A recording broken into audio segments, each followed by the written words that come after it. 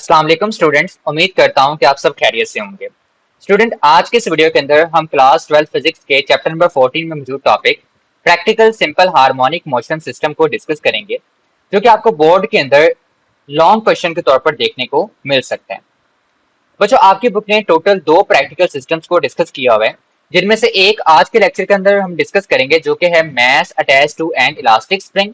दूसरा आपके पास है बच्चों सिंपल पेंडुलम, जिसको इंशाल्लाह हम नेक्स्ट लेक्चर में डिस्कस करेंगे और इसकी वीडियो आपको इस वीडियो के एंड पर देखने को मिल जाएगी। तो चलिए स्टार्ट करते हैं हमारे टॉपिक से, जो कि है mass attach to an elastic spring.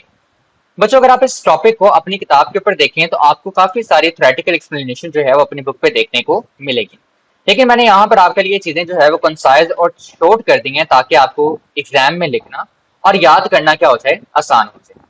Strategy हम ये इस्तेमाल करेंगे कि मैं आपके सामने यहाँ पर डायग्राम ड्रॉ करूंगा और उस डायग्राम की जो वजाहत है वो यहाँ पर मैंने इंग्लिश के अंदर लिखी हुई है, तो मैं आपको पढ़ के बताऊंगा कि मैंने किस तरह से इस चीज को लिखा है। तो चलिए स्टार्ट करते हैं बच्चों। सबसे पहले हम क्या करेंगे, हम यहाँ पे स्मूथ हॉरिजॉन्टल सरफेस को ड्रॉ करेंगे। देखिए ध्यान से सुने, मैंने वर्ड इस्तेमाल किया है स्मूथ। ये वर्ड स्मूथ हमने क्यों इस्तेमाल किया है? स्मूथ वर्ड का मतलब होगा कि कोई चीज आपके पास क्या है, फ्रिक्शन लेस है। क्या है? फ्रिक्शन लेस है, यानी कि यहाँ पे कोई रगड़ की फोर्स मौजूद नहीं होगी। ठीक है। अब क्या करेंगे कि एक स्मूथ हॉरिजॉन्टल सरफेस लेंगे, उसके साथ क्या करेंगे बच्चों, एक साइड से एक स्प्रिंग को अटैच करेंगे, जिसका स्प्रिंग कांस्टेंट क्या होगा, के होगा। ठीक है। और दूसरी तरफ से आप उसे क्या करेंगे, एक मैस के साथ अटैच कर देंगे। यही बात आप यहाँ पर अपनी पहली 3 लाइनों के अंदर लिखेंगे। Consider a body of mass M. फर्ज करें कि हमारे पास एक बॉडी है जिसका मैस क्या है बच्चों, एम है। Attach to a spring of spring constant, जिसको हमने क्या किया है, एक स्प्रिंग के साथ अटैच किया है, जिसका स्प्रिंग कांस्टेंट क्या है बच्चों, के है। On the smooth horizontal surface, और ये सारा का सारा सिस्टम कहाँ पड़ा हुआ है, एक स्मूथ हॉरिजॉन्टल सरफेस के ऊपर पड़ा हुआ है। बच्चों देखें, ये जो मैस आपके पास अभी मौजूद है ना, यहाँ पे जो ये स्प्रिंग है, ये ना तो अभी स्ट्रेच कंडीशन के अंदर है, ना ही कंप्रेस कंडीशन के अंदर है, ये बिल्कुल नॉर्मल हालत में। तो ये जो आपके पास बेसिकली इस सिस्टम की जो पोजीशन होगी, वो आपके पास कौन सी पोजीशन होगी, मेन पोजीशन होगी, जिसको आप किससे रिप्रेजेंट करेंगे, ओ से रिप्रेजेंट करेंगे। ठीक है। यही लाइन आप आगे लिखेंगे, initially the body is at mean position. Initially हमारे पास ये जो बॉडी है वो कहां पर है बच्चों, मेन पोजीशन के ऊपर। लेकिन आप क्या करेंगे बच्चों, आप इस बॉडी को यहां से पकड़ेंगे, ठीक है, और डिस्प्लेसमेंट कवर करवाते हुए कहां ले जाएंगे, इस जगह पे ले जाएंगे। जब आप इसको यहां पे लेकर आएंगे ना बच्चों, तो ये आपके पास अब मेन पोजीशन पे नहीं रही, बल्कि कहां आ गई है, एक्सट्रीम पोजीशन पे आ गई है, जिसको आप नाम देंगे बच्चों ए का, कि ये आपके पास क्या है, एक्सट्रीम पोजीशन ए है। इसको भी आपने स्प्रिंग के साथ अटैच ही रखना है। अब आपको पता है, जब आप इसे खींच के लेके जाएंगे तो स्प्रिंग क्या हो जाएगा बच्चों, स्ट्रेच हो जाएगा। ठीक है, कुछ इस तरह से। अब स्प्रिंग आपके पास बच्चों क्या हो गया, स्ट्रेच हो गया। ठीक है। जिसके नतीजे में क्या होगा कि आपके पास इस स्प्रिंग के ऊपर, स्प्रिंग की वजह से इस मैस के ऊपर क्या करेगी बच्चों, एक रिस्टोरिंग फोर्स अमल करेगी। ठीक है। जो कि डिस्प्लेसमेंट के बिल्कुल क्या होगी बच्चों, ऑपोजिट होगी। और ये रिस्टोरिंग फोर्स ये चाहती है कि जो आपके पास ऑब्जेक्ट है, जो अपनी मेन पोजीशन से एक्सट्रीम पोजीशन पे आ गया है, ये दोबारा से क्या करे, अपनी मेन पोजीशन पे चला जाए। ठीक है। तो यही बात आप यहाँ पे लिखेंगे, when the body is displaced by x, जब आप क्या करते हैं कि बॉडी को डिस्प्लेस करते हैं x डिस्प्लेसमेंट से, this spring exerts an elastic restoring force opposite to the displacement। तो स्प्रिंग क्या करता है, इलास्टिक रिस्टोरिंग फोर्स लगाता है। ठीक है। जो कि डिस्प्लेसमेंट के क्या होती है, ऑपोजिट होती है। आपको नजर आ रहा है ना, ये एरो लगे हुए हैं। ठीक है। ये दोनों एक दूसरे के क्या है बच्चों, ऑपोजिट है। उसके बाद क्या होगा, उसके बाद ये होगा कि जैसे आप इसको यहाँ से रिलीज करेंगे, छोड़ेंगे, आपके पास ये जो मैस है ये क्या करेगा, मेन पोजीशन की तरफ मूव करेगा। लेकिन जब ये मेन पोजीशन पे पहुंचेगा ना बच्चों, तो ये यहाँ पे रुकेगा नहीं। ठीक है। बल्कि कहाँ चला जाएगा, ये नेक्स्ट एक्सट्रीम पोजीशन पे चला जाएगा, यहाँ पे। अब ये यहाँ पे रुका क्यों नहीं, ये यहाँ पे रुका नहीं बच्चों, इनर्शिया की वजह से। किसकी वजह से, इनर्शिया। इनर्शिया आपने अपनी छोटी क्लासेस के अंदर पढ़ा है, 9th क्लास के अंदर, कि ये किसी जिस्म की वो खसूसियत होती है जिसकी वजह से क्या करता है, मज़ाहमत करता है अपनी स्टेट ऑफ रेस्ट और स्टेट ऑफ मोशन के दरमियान। अब देखिए, अब आपके पास ये जो ऑब्जेक्ट था, ये एक्सट्रीम पोजीशन से मूव करता हुआ कहाँ गया, मेन पोजीशन की तरफ गया। ठीक है। ये कौन सी स्टेट के अंदर था, स्टेट ऑफ मोशन के अंदर था। ठीक है। तो इनर्शिया ये चाहता है कि आपके पास ये जो जिस्म है वो क्या करता रहे, मूव करता रहे। इसलिए वो अपनी मेन पोजीशन पे नहीं रुकता, बल्कि नेक्स्ट एक्सट्रीम पोजीशन पे चला जाता है। अभी भी इसके साथ जो स्प्रिंग है वो अटैच्ड है, लेकिन इस बार स्प्रिंग क्या हो जाएगा बच्चों, कंप्रेस हो जाएगा, कुछ इस तरह से। ठीक है।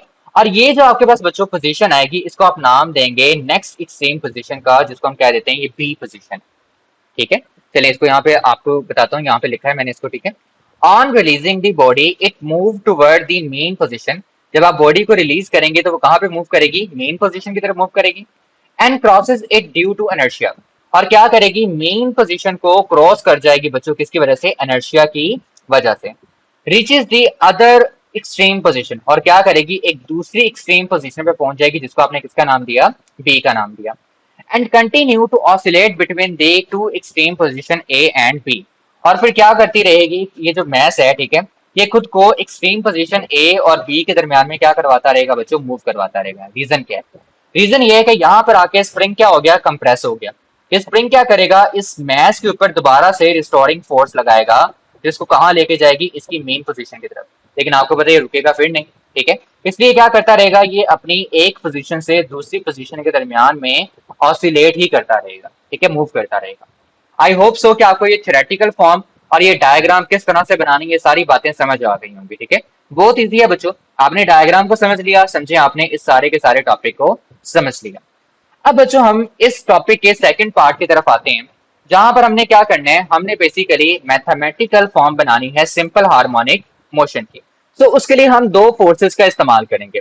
एक आप रिस्टोरिंग फोर्स का इस्तेमाल करेंगे, ठीक है, और दूसरा आपने जो फोर्स पढ़ी है न्यूटन के सेकंड लॉ के अकॉर्डिंग, उसका क्या करेंगे बच्चों? इस्तेमाल करेंगे। ठीक है, रिस्टोरिंग फोर्स को समझने के लिए हम इस्तेमाल करेंगे बच्चों हुक्स लॉ का। हुक्स लॉ आपको इंफॉर्मेशन देगा रिस्टोरिंग फोर्स की। हुक्स लॉ क्या बताता है? According to Hooke's law the applied force is proportional to displacement. Hooke's law हमें ये बताता है कि अगर किसी जिस्म के ऊपर फोर्स लगती है, ठीक है, तो उसके अंदर क्या पैदा होगा? डिस्प्लेसमेंट पैदा होगा।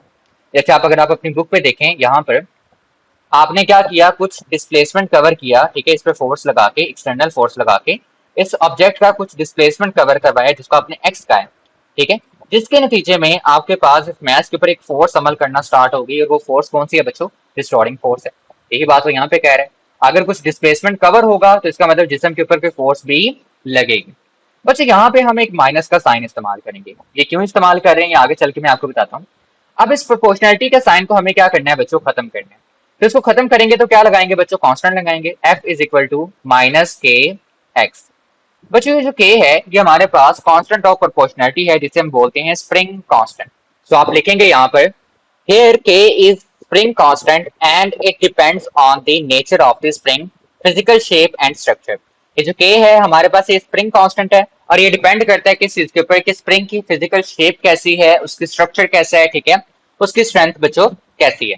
अगर आपके पास स्प्रिंग जो है वो काफी ज्यादा मजबूत है, ठीक है, तो उसकी जो स्प्रिंग कांस्टेंट की वैल्यू है वो भी क्या होगी बच्चों? ज्यादा होगी। लेकिन अगर आपके पास वो मजबूत नहीं है, कमजोर सा है, छोटा सा है, ठीक है, तो उसकी स्प्रिंग कांस्टेंट की वैल्यू भी क्या होगी बच्चों? आपके पास कम होगी। चलें, ये तो हो गई स्प्रिंग कांस्टेंट की बात। अब बात कर लेते हैं ये जो साथ में माइनस का साइन आ रहा है, इसका क्या मतलब है?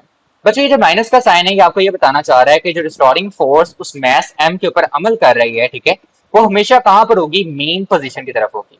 या ये कहें कि उसकी डायरेक्शन हमेशा कहां पर होगी बच्चों? मेन पोजीशन के तरफ होगी। अगर आप अपनी डायग्राम के अंदर देखें तो आपको नजर आएगा। ये देखिए यहाँ पे भी आपके पास रिस्टोरिंग फोर्स की डायरेक्शन देखें, और यहाँ पे भी देखें, ठीक है, आपके पास दोनों तरफ डायरेक्शन जो है वो कहां पर है बच्चों? मेन पोजीशन की तरफ है।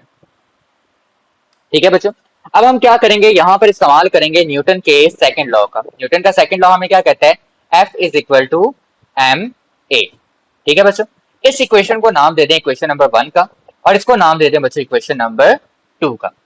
अब बच्चों आपके पास ये जो इक्वेशन नंबर 1 है और इक्वेशन नंबर 2 है, इसमें देखें आपको नजर आएगा कि जो इक्वेशन 1 की लेफ्ट हैंड साइड है और इक्वेशन 2 की लेफ्ट हैंड साइड है, दोनों आपस में क्या है बच्चों? बराबर है। तो आप मैथमेटिक्स के अंदर जानते हैं कि अगर आपके पास दो इक्वेशंस की लेफ्ट हैंड साइड आपस में बराबर हो तो उनकी राइट हैंड साइड भी आपस में क्या होंगी बच्चों? बराबर होंगी। तो यहाँ पर आप एक छोटी सी स्टेटमेंट लिखेंगे, by comparing equation 1 and 2 we get M A. ठीक है, इक्वेशन नंबर 2 की right hand side is equal to equation number 1 की लेफ्ट हैंड साइड, जो कि माइनस के एक्स। यहां से बच्चों आप एक्सेलरेशन की वैल्यू क्या कर सकते हैं? निकाल सकते हैं। m यहाँ पे क्या हो रहा है? मल्टीप्लाई हो रहा है, दूसरी साइड पे क्या हो जाएगा बच्चों? डिवाइड। सो एक्सेलरेशन बराबर आ जाएगा minus K over m into x. बच्चों गौर करें इतनी सी चीज पे, ये जो पूरी की पूरी टर्म है ना बच्चों, ये आपके पास क्या है, एक कांस्टेंट है। इस तरह से अगर आप ध्यान दें तो के ऑलरेडी एक कांस्टेंट है जिसे आप स्प्रिंग कांस्टेंट कहते हैं, और इसकी वैल्यू स्प्रिंग के लिए क्या रहती है, फिक्स रहती है।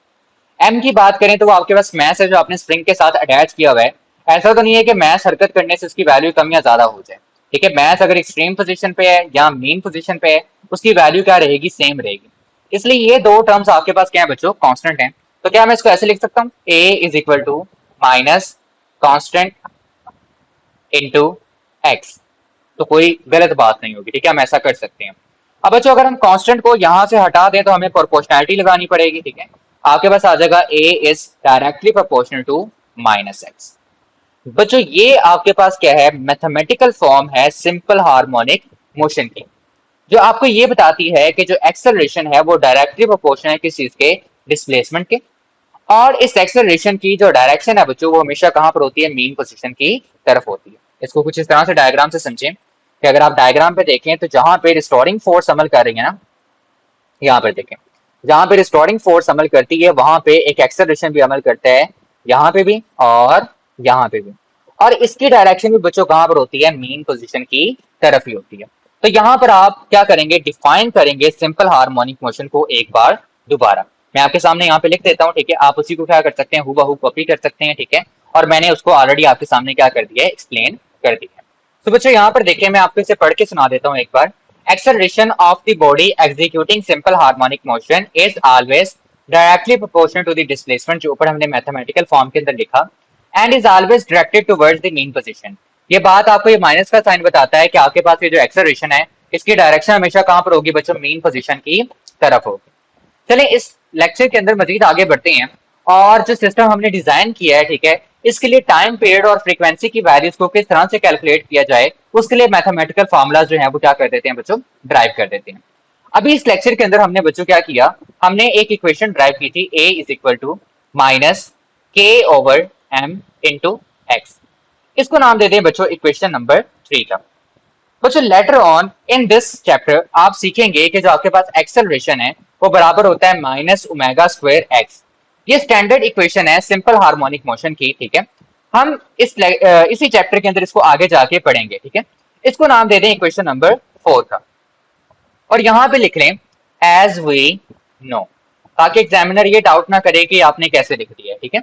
अब आप क्या करें कि अगेन कंपेयर करें इक्वेशन नंबर 3 और इक्वेशन नंबर 4 को। आप देखेंगे कि इन दोनों की लेफ्ट हैंड साइड बच्चों आपस में क्या है, बराबर है। तो अगर इनकी लेफ्ट हैंड साइड आपस में बराबर है तो इसका मतलब इनकी राइट हैंड साइड भी आपस में क्या होंगी, बराबर होंगी। क्या आपके पास आ जाएगा, minus omega square X is equal to minus K over M into X, ठीक है बच्चों। इधर से माइनस का साइन माइनस से कैंसिल हो गया, एक्स की वैल्यू एक्स के साथ क्या होगी बच्चों, कैंसिल होगी। हमारे पास बचा omega square is equal to k over m. हमें बच्चों स्क्वायर नहीं चाहिए, ठीक है। स्क्वायर नहीं चाहिए तो दोनों तरफ क्या ले लेंगे बच्चों, हम स्क्वायर रूट ले लेंगे, ठीक है। यहाँ पे भी और यहाँ पे भी स्क्वायर स्क्वायर रूट से क्या हो गया, कैंसिल। ओमेगा बराबर आ जाएगा बच्चों किसके, under root k over M के, ठीक है। सो ओमेगा की वैल्यू हमारे पास आ गई। याद रखिएगा ओमेगा हमारे पास क्या है, एंगुलर फ्रीक्वेंसी है। अब बच्चों आपको याद होगा कि हमने प्रीवियस लेक्चर के अंदर एंगुलर फ्रीक्वेंसी का फार्मूला भी ड्राइव किया था, जो कि बेसिकली किसके बराबर था, omega is equal to 2 pi F. तो मुझे फ्रीक्वेंसी की वैल्यू कैलकुलेट करनी है, तो फ्रीक्वेंसी को यहाँ रहने देते हैं, 2 पाई जो यहाँ पे मल्टीप्लाई हो रहा है इसे दूसरी साइड पे क्या करवा देते हैं बच्चों, डिवाइड करवा देते हैं। तो आ जाएगा F is equal to omega over 2 pi. Omega की वैल्यू हमें बच्चों पता चल गई है कि वो हमारे पास कितनी है, वो हमारे पास है under root k over M. तो उसको क्या करें, ओमेगा की जगह पे रिप्लेस कर दें। तो आ जाएगा frequency is equal to 1 over 2 pi under root k over m. अब अगर आपके पास बच्चों फ्रीक्वेंसी आ गई ना, तो टाइम पीरियड फाइंड करना आपके लिए कोई मुश्किल बात नहीं है, ठीक है। टाइम पीरियड आप इजीली क्या कर सकते हैं बच्चों, मालूम कर सकते हैं, ठीक है। टाइम पीरियड क्या होता है, टाइम पीरियड रेसिप्रोकल होता है बच्चों किस चीज का, फ्रीक्वेंसी का। आपने सिंपली क्या करना है कि जो फ्रीक्वेंसी है इसकी जगह पे ये वाली वैल्यू जो ऊपर आपने फाइंड की है पुट कर देनी है, ठीक है। Time period is equal to 1 over 2 pi into k over m. अब बच्चे 2 पाई नीचे क्या हो रहा है, डिवाइड हो रहा है, ठीक है। ऊपर जाके ये 1 के साथ क्या हो जाएगा, मल्टीप्लाई। तो टाइम पीरियड बराबर आ जाएगा किसके, 2 पाई। अब इस टर्म को भी हमें क्या करना है, ऊपर लेकर जाना है और 1 से मल्टीप्लाई करवाना है। तो आपको क्या करना पड़ेगा, कि स्क्वायर रूट के अंदर जो वैल्यूज दी गई हैं, ठीक है, इनको इनकी जगह क्या कर दें, तब्दील कर दें। एम को ऊपर भेज दें और के को कहाँ ले आए, नीचे ले आए। क्या आ जाएगा, m/k। ठीक है बच्चों, तो टाइम पीरियड और फ्रीक्वेंसी की वैल्यू आपके पास यहाँ से क्या हो गई बच्चों, कैलकुलेट हो गई।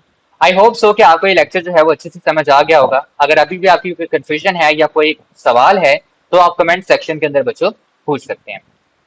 बाकी वीडियो अच्छी लगी है तो चैनल को सब्सक्राइब करें, वीडियो को लाइक करें और अपने क्लास 12 के फ्रेंड्स के साथ जरूर शेयर करें। अल्लाह हाफिज बच्चों।